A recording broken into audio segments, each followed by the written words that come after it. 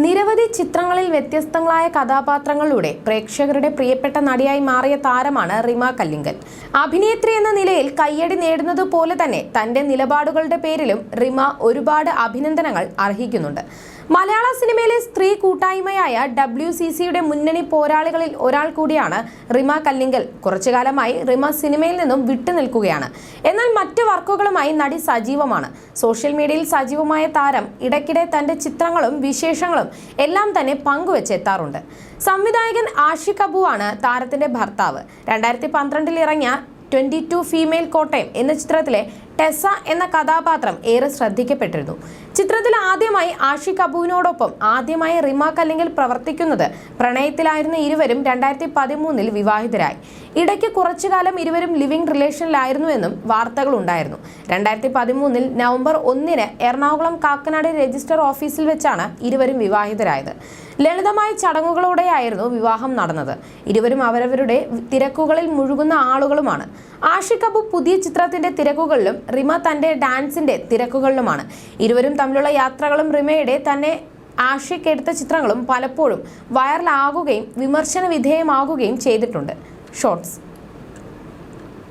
ഇപ്പോഴത്തെ അടുത്ത കുറച്ചു കാലങ്ങളായി ആഷിഖിന്റെ ഇൻസ്റ്റഗ്രാമിൽ റിമയെക്കുറിച്ചോ റിമയുടെ ഇൻസ്റ്റഗ്രാം പോസ്റ്റുകളിൽ ആഷിഖിന്റെയോ സാന്നിധ്യം കാണാറില്ലായിരുന്നു.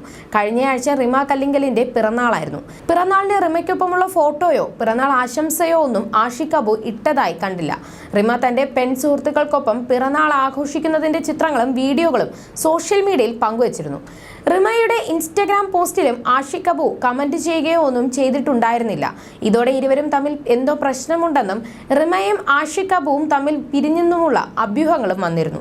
എന്നാൽ അതിനെയെല്ലാം തള്ളിക്കളയുന്ന രീതിയിലാണ് ഇപ്പോഴത്തെ ആഷിഖ് അബുവിന്റെ പിറന്നാൾ ദിനത്തിന് റിമ ഇൻസ്റ്റഗ്രാമിൽ ആശംസ അറിയിച്ചുകൊണ്ട് പോസ്റ്റ് ഇട്ടിരിക്കുന്നത്. ഏറ്റവും മികച്ചത് ഇനിയും വരാനിരിക്കുന്നു, ചിയേഴ്സ് പാർട്ട്ണർ എന്ന ക്യാപ്ഷനോടെ ആഷിഖിന്റെ ചെറുപ്പം തൊട്ടുള്ള ചിത്രങ്ങൾ പങ്കുവെച്ചുകൊണ്ടാണ് പിറന്നാൾ ആശംസ ഇട്ടിരിക്കുന്നത്. കഴിഞ്ഞ ദിവസമായിരുന്നു ആഷിഖിന്റെ പിറന്നാൾ.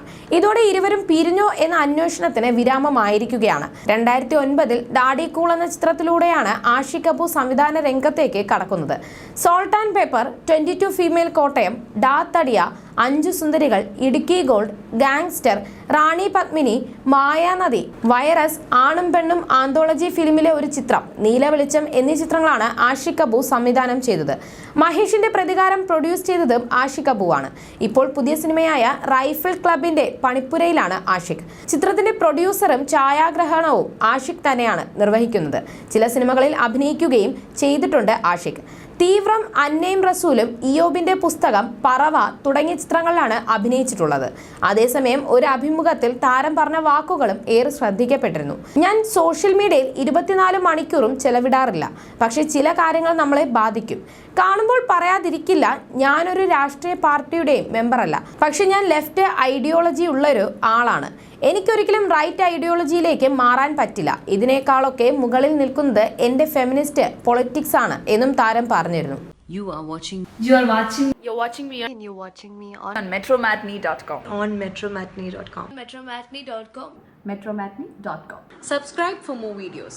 Subscribe for more videos. Subscribe here for more videos. Subscribe now. Thank you.